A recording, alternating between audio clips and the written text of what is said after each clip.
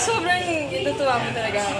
Hindi ko in-expect na naaabot sa ganong klaseng status. And sana yung mga susunod na mga tracks na i-release ko, supportahan din. Kasi very memorable tong experience sa akin.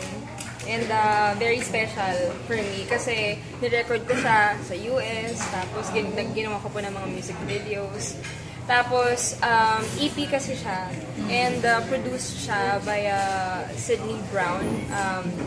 Isa siyang producer sa US, one of the greatest producers sa US. Siya yung mga nagpo-produce ng mga kanta nila Beyonce, nila Usher. So, sobrang grabe, sobrang overwhelming feeling talaga.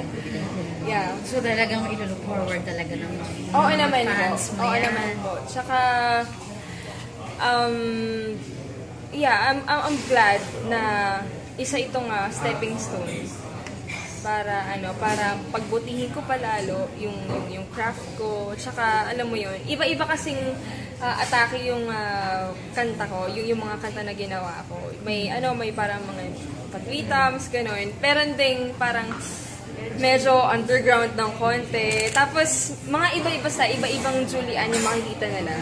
So, I'm very, very excited na makita and abangan sana ng mga tao.